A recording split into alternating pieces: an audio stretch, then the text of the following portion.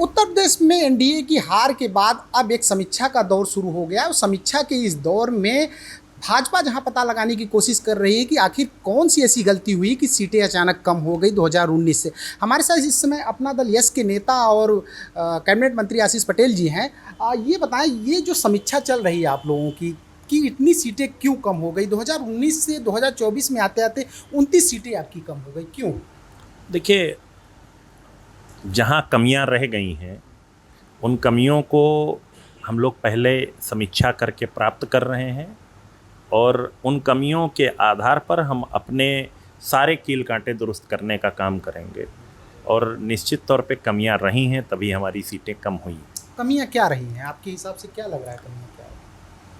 देखिए, विपक्ष जो है संविधान बदलने को लेकर के एक भ्रम फैला पाने पर सक्षम हो गया था। उस भ्रम को हम लोग ससमय तोड़ नहीं पाए, ये सबसे प्रमुख विषय रहा है। लेकिन साथ ही साथ मैं ये भी कहूँगा कि जिलेवार स्थानीय स्तर पर अपनों ने ही बहुत भीतरघात किया है। क्या बीजेपी के लोगों ने भीतरघात किया है? जो जहां जिसने मौका पाया है उसने भीतरघात करने में कोई कमी नहीं छोड़ी है। तो अगर मिर्ज़ापुर सीट की बात करें तो आप बता रहे थे कि भाई यहाँ से अन्य विधानसभा जीते, एक विधानसभा हारे, क्या? निश्चित तौर पे आप मीडिया के साथी हैं। मड़िहान विधानसभा हम क्यों हार गए? इसी मड़िहान विधानसभा से अगर हम बाकी विधानसभाएं जीत रहे हैं तो मड़िहान विधानसभा क्यों हारे, इसकी विस्तृत समीक्षा होनी चाहिए और इसके पीछे किसने विभीषण का काम किया है उसकी भी पहचान होनी चाहिए। वहाँ से तो आपके ही सहयोगी दल बीजेपी के विधायक हैं। मैं किसी का नाम क्यों लूं, लेकिन आप तो पूरी परिस्थितियां जानते हैं, पूरा मिर्ज़ापुर का आम जनमानस जानता है कि किसने क्या किया है।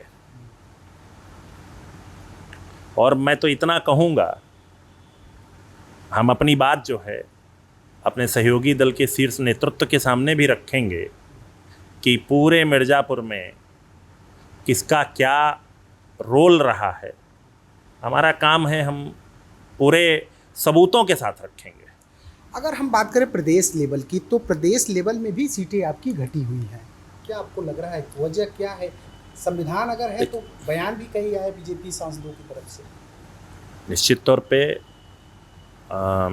इसका, इन बयानों का हमें नुकसान हुआ है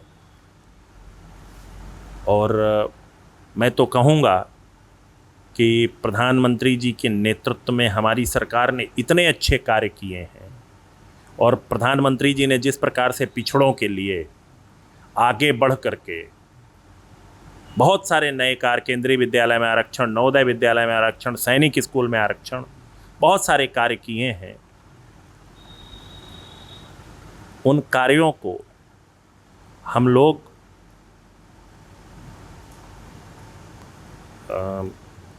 बिल्कुल मैं ये कहूँगा कि जनमानस के सामने पहुँचा नहीं पाए। बीजेपी के कई सांसद जैसे लल्लू सिंह थे, उन्होंने एक बयान दिया था संविधान बदलने वाला, क्या उसका क्या इफेक्ट पड़ा? बिल्कुल असर पड़ा और इस प्रकार के बयानों ने हमारा नुकसान किया है और विपक्ष जो है भ्रम फैला पाने पर सक्षम हो गया इन्हीं बयानों के उस पर। ये चीज़ ये कहा जा रहा है, अब जो समीक्षाएं चल रही हैं भारतीय जनता पार्टी को, उसमें कह रहा है कि अधिकारियों का एक राज था, निरंकुश थे अधिकारी, कार्यकर्ताओं की सुन नहीं रहे थे, इस वजह से थोड़ी सी दिक्कत हुई यहाँ पे। देखिए, बहुत सारे कारण हैं, अब समीक्षा होने पर सब चीज़ें सामने आ जाएंगी, पर कार्यकर्ताओं ने, मेरा जितना अनुभव है पूरे प्रदेश में घूमने के बाद लोगों से, सभी सहयोगी दल के सभी कार्यकर्ताओं ने पूरी ताकत से प्रधानमंत्री जी को तीसरी बार प्रधानमंत्री बनाने के लिए अपनी पूरी ऊर्जा लगा दी। तो मैं भाजपा, अपना दल, निषाद पार्टी, सुहेल देव समाज पार्टी और रालोद के सभी कार्यकर्ताओं का हृदय से आभार व्यक्त करता हूं कि आपकी मेहनत की बदौलत ही हम लोग उत्तर प्रदेश में इतनी सीट जीतने में सक्षम हो। एक चुनौती जो अब आई है आप लोगों के पास, जो जितने वोट पिछड़ों के मिले थे ओबीसी समाज के, वो ओबीसी समाज का वोट इस बार कुछ छटका हो जाएगा एनडीए से। देखिए, समीक्षा हो जाने दीजिए, किसका वोट छिटका है किसका नहीं छिटका तभी पता चलेगा। पर मैं इतना ज़रूर कहूँगा कि उत्तर प्रदेश के स्तर पर अगर हम पिछड़ों से संबंधित बहुत सारे विषय हैं, अगर उनको हम ससमय हल कर लिए होते तो शायद विपक्ष ये सब भ्रम फैला पाने पर सक्षम नहीं होता।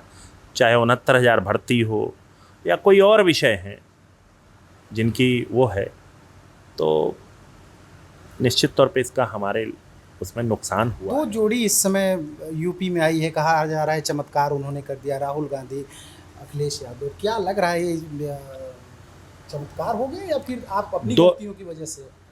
मैंने आपसे थोड़ी देर पहले कहा कहीं हमारी ओर से कमियां रह गई हैं, उन कमियों को अगर हम ससमय दूर कर लिए होते तो शायद चीज़ें ज़्यादा बेहतर होती। ये एक और बात ये हो रही है कि उत्तर प्रदेश में जो आने वाले समय में बदलाव देखने को मिल सकता है, क्या देखने को मिल सकता है बदलाव? किस टाइप का बदलाव?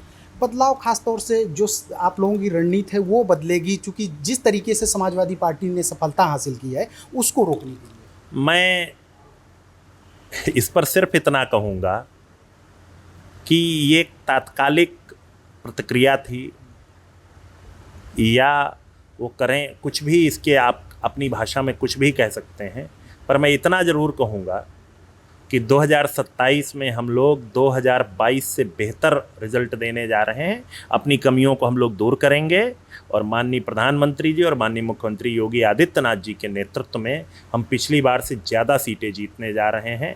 समय का इंतजार करें। ये जिनको आप विभीषण कह रहे हैं, जिनको भीतरघाती कह रहे हैं, ये क्या पूरे प्रदेश में सक्रिय थे? देखिए, मैं जिन लोकसभा क्षेत्रों में ज़्यादा कार्य किया है मैं उनके बारे में तो बता सकता हूँ। पूरे प्रदेश के बारे में समीक्षाएं हो रही हैं और बहुत सारे लोगों ने जिन्होंने पार्टी विरोधी कार्य किए हों, गठबंधन दल के किसी भी दल के चाहे वो हों, तो निश्चित तौर पे उनके विरुद्ध कड़ी कार्रवाई होनी चाहिए। अगर हम बात करें कि इस समीक्षा की, तो इस समीक्षा में जो निकल के आएगा, क्या आपको लग रहा है कि बीजेपी उस पर अमल करने जा रही है? क्योंकि बीजेपी के लिए काफ़ी झटका है ये। देखिए, मैं इस पर कैसे टिप्पणी कर सकता हूं, लेकिन अपना दल ने नोटिस दे करके इसकी शुरुआत की है और अपना दल संगठन में पूरे प्रदेश में सहयोगी दल के किसी भी सीट पर अगर किसी पदाधिकारी ने गठबंधन विरोधी कार्य किया है तो अपना दल ऐसे पदाधिकारी के विरुद्ध कड़ी कार्रवाई करेगा। ये एक मैसेज देना चाह रहे हैं कि जैसे हम कार्रवाई कर रहे हैं वैसे सहयोगी दल भी करें?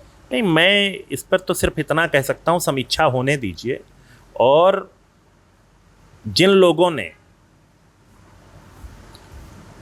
पार्टी विरोधी कार्य किया है, अपना दल के हों चाहे जिस पार्टी के हों, स्वाभाविक तौर पर ऐसे लोगों को एक संदेश जरूर दिया जाना चाहिए।